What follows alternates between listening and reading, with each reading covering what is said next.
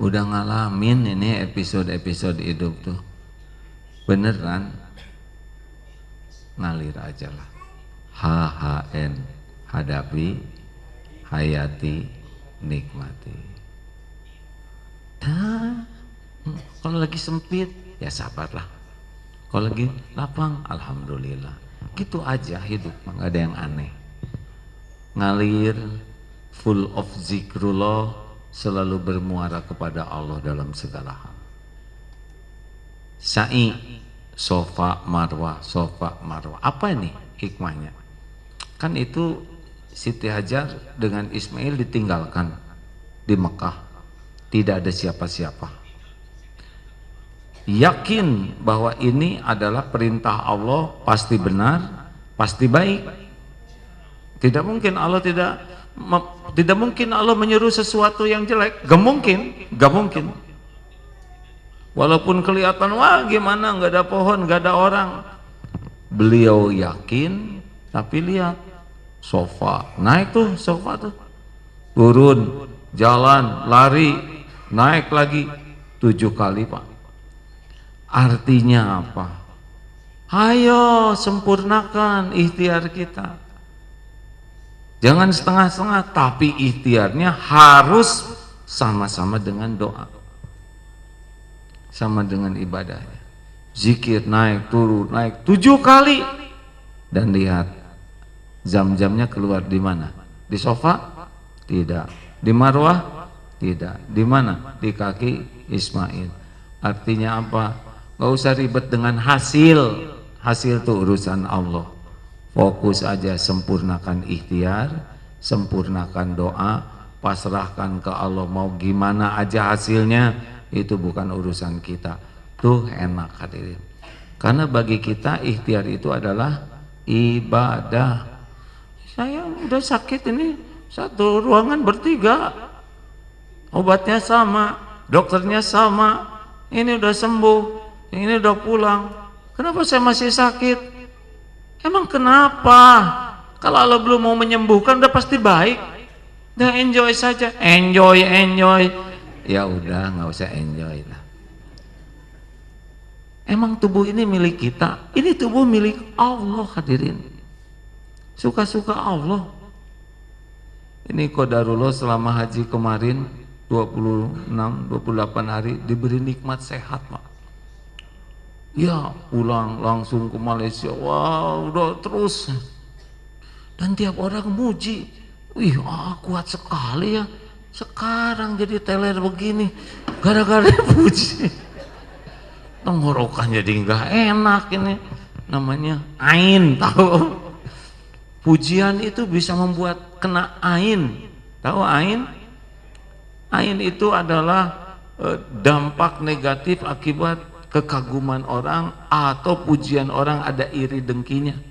Bisa sakit, misalkan anak ibu cucu diposting terus orang muji, itu bisa tantrum tuh Bu.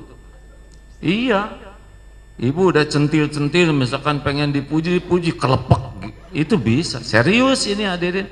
Jangankan tubuh, kendaraan juga dipuji-puji bagus, gak nyambung ke Allah, bisa tabrakan, itu bisa rusak, namanya ain. Nanti suatu saat kita bahas di sini ya. Jadi jangan pengen dipuji, pujian itu nanti bisa jadi petaka bagi kita. Ya saya sih tidak ngambek sama yang muji-muji, tapi sekarang jadi pening saya nih hadirin. Hadirin sekalian, hati-hatilah ya, semua itu adalah ujian dari Allah, baik sakit maupun sehat. Bahaya mana ujian sakit, ujian sehat?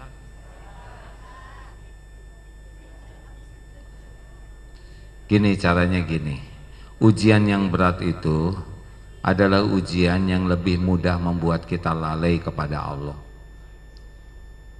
Begal, tahu begal? Banyakan mana? Begal encok atau begal sehat? Sok begal rabun, kemudian dia sedang migrain dan asam urat. Mau ngebegal bagaimana? Dia jalan aja susah ya kan. Tapi begal sehat lebih bahaya, betul tidak?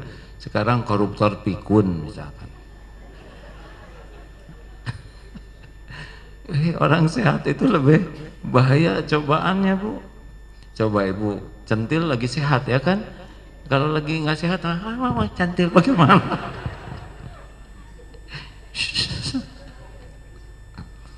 Halo, astagfirullahaladzim, astagfirullahaladzim. Jadi dalilnya begini lengkapnya ya, al mu'minul qawi khairun wa ahabu ilallah minal mu'mini dhaif. Mukmin yang kuat lebih baik dalam segala hal dan lebih dicintai Allah daripada mukmin yang lemah. Wa fi kulli khairun, dan pada keduanya ada kebaikan. Tapi makin kuat, udah kuat iman, kuat fisik, kuat finansial, kuat sigma kekuatan seperti Rasul, itu makin baik, makin dicintai Allah. Tapi lihat lanjutannya, ihris ala ma yanfa'uk wasta'in billah wala ta'jaz. Berantusiaslah, bersemangatlah, all out lah dengan apa-apa yang manfaat bagimu, wasta'in billah, dan mintalah tolong kepada Allah. Ini penting sekali hadirin, bahwa kesempurnaan ikhtiar dan doa itu satu paket. Tidak boleh hanya lahir saja tapi doanya kurang, atau doa terus tapi dia kurang ikhtiar padahal dia mampu. Wala ta'jaz, jangan lemah. Tuh, itu perintahnya jadi ibadah. Lihat lanjutannya. Wa in asabaka syai'un, dan jika menimpa kepadamu sesuatu, nih kita udah ikhtiar, udah doa, udah semangat. Wa in asabaka syai'un, dan jika menimpa kepadamu sesuatu, fala taqul lau anni fa'altu kada kada wa kada. Janganlah engkau mengatakan seandainya begini pasti begitu nih, coba nggak pergi, nggak akan celaka, nggak akan hilang. Nggak boleh. Walakin qul qaddarullah wa ma syaa fa'al. Katakan ini emang udah takdirnya, udah takdir Allah, Allah berbuat apa yang dikehendakinya. Fa innallahu taftahu amala syaitan, karena perkataan seandainya membuka pintu tipu daya setan. Makanya kalau udah terjadi, kata-kata kita adalah pertama innalillah wa inna ilaihi rajiun. Kata-kata yang kedua adalah qadarullah, ini sudah takdir Allah. Oh, kalau bisa ngomong gini pasti nanti hidupnya lebih tenang. Biasanya nggak nerima takdir, biasanya saya nggak terima. Kayak orang kena genteng, ingat, saya tidak terima, padahal tanda terimanya udah jelas, benyut. Assalamualaikum, bersama Saling Sapa TV.